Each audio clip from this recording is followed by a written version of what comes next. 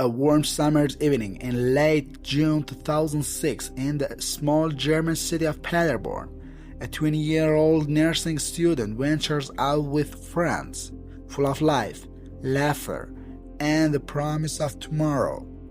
As the clock approaches midnight, she leaves a familiar pub and begins a walk home that should take minutes, but will never end the way anyone expected.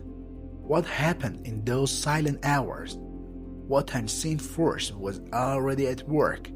Tonight, we step into the shadow of those hours, and by the end, I'll ask you, what would you have done if the phone in your hand betrayed you? Stay with me. Frauke Liebs was born on February 21st, 1985, a promising young woman training as a nurse living in Paderborn. On June 20th, 2006, she and a friend watched the World Cup match between England and Sweden at a central pub. Around 11 p.m., she left the pub to walk the roughly 1.5 kilometers back to her flat. She reportedly had no more than €5, meaning she likely walked. Just hours later, the first cryptic message at 1 a.m., a text from Frauke's phone to her roommate. "I'll be home later." But the text wasn't sent from home. It was sent from an entirely different town, roughly 35 kilometers away in the direction of Neheim. Something was off.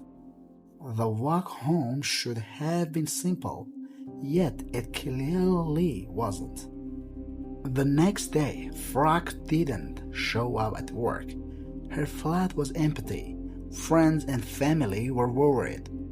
In the days that followed, she placed a number of calls, but from locations that made no sense. Finally, on October 4th, 2006, more than 3 months later, a hunter found a skeletal remains in forest near Westphalia. The clothing matched what Frauke had been wearing. Her phone, purse, wallet, watch, all missing. The cause of death couldn't be determined due to the advanced state of decomposition. The remote site was thought not to be the place of abduction or murder, but a dump site. Someone moved her there. The local police declared this a full-scale homicide investigation, yet still the victim's voice echoed in silence. That 1 a.m. text sent from Neheim's cell tower area about 35 kilometers away. Why was Frauke's phone there?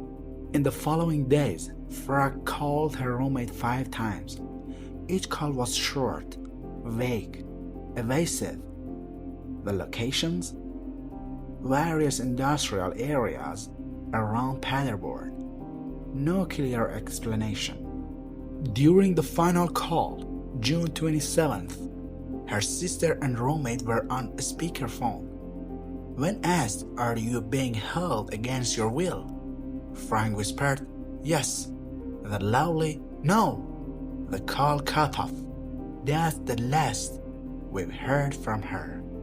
The body was found wearing the same clothes as the night she left the pub.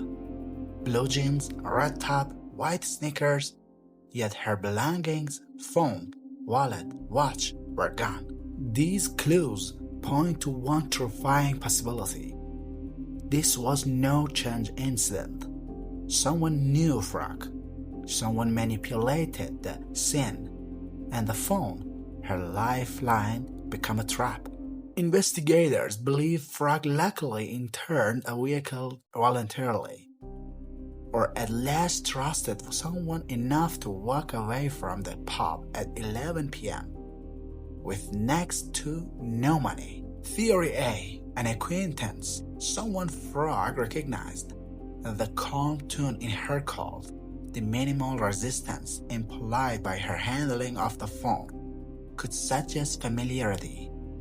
Theory B, a local predator who knew the region, the dump site near Lichtenau and the ping in Neaham implies someone with terrain knowledge. Police say a male single perpetrator familiar with that area. What about motive? None has been established with certainty.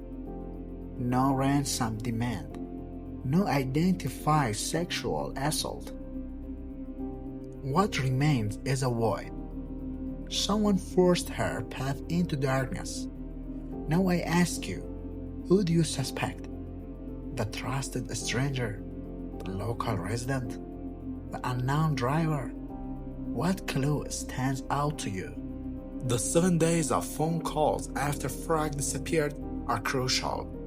Each one from locations scattered, industrial zone, odd timings, short durations.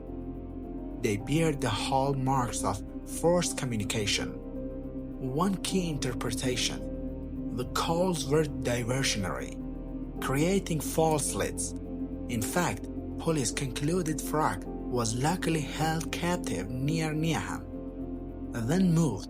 Despite over 900 people interviewed and plus 300 trace leads, the case remains unsolved.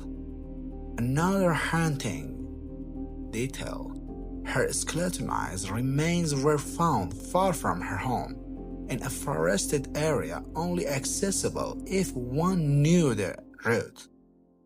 No useful forensic prints were preserved. This case becomes less about what was found and more about what was never found, never answered. So again, if you were the detective, now what would you do next? Follow the phone data? Search old industrial zones? Re-interview acquaintances? We stand at the edge of the puzzle. The missing phone, the remote forest, the night walk home, the cryptic message. Everything points to a signal trust. Someone seized control of a young woman's evening, her voice, and her fate. Now I want you to join the investigation. Drop your guess in the comments. Who killed Frauke Liebs? Was it someone she knew? Someone lurking behind the scenes? Someone hiding in plain sight? If you're with me so far, hit like to stay on this case, subscribe for the next twist, and ring that notification bell because we're just getting started. Your voice matters. Maybe someone watching knows more than they realize.